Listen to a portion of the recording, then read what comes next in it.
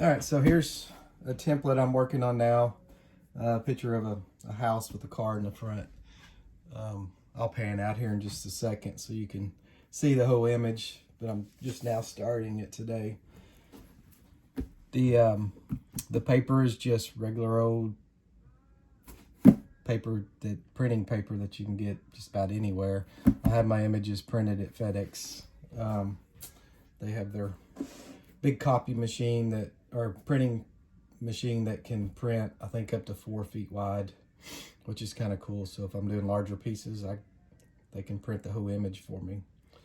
And typically if I'm going bigger than a 30 by 40, I would break the image up into panels that are more manageable. My table's only, I think, 2 feet by 4 feet, somewhere around that size. So right to it. Just take my X-Acto knife. I've smoothed the beeswax, which is underneath on the panel. My template is just laying on top of the beeswax. And what happens is I cut into, I'm just gonna follow the roof line here where the shingle line is.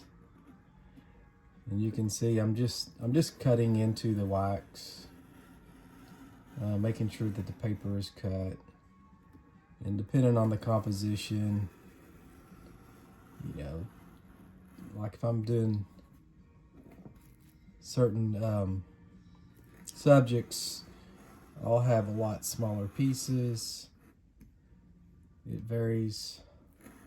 Sometimes I will focus, like all these trees in the background, I won't do all of those.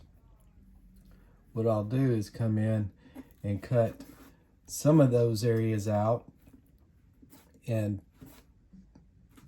the areas that I want to maybe leave a little looser, I will cut the shapes and put something in there from a magazine page that has a lot of texture in it. Maybe it's a lot of text, or maybe it's another tree in the magazine that I just transfer that image. And that's why when you look at some of my past paintings that have the trees in the background, you'll see, looking up close, that I'm not cutting every limb. I'm basically kind of implying that with the texture of the magazine, if that makes sense.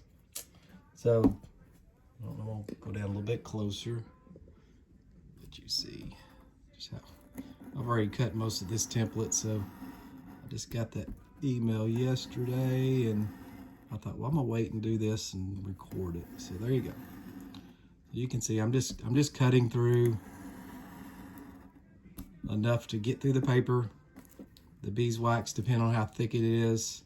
And I know when I put wax on panels, some areas have a thicker coat of beeswax than others.